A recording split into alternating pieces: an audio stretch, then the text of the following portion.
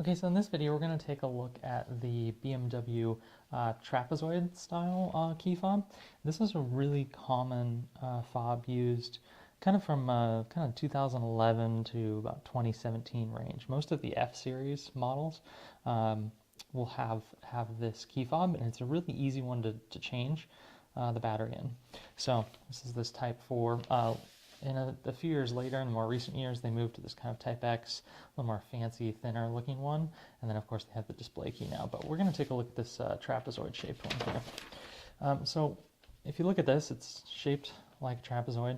And you may have different buttons on each front here, but the key part here has a removable key in the back. So you can take that off, push the button, and remove the key.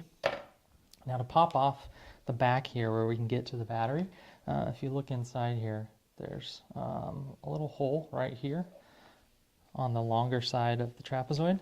And if you insert, you can actually take the key itself, insert it in there, and kind of pop off, and this back will just pop right off.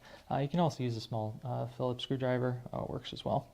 And once that's off, you can see all the information about the key fob, including the battery here. It's really easy to change.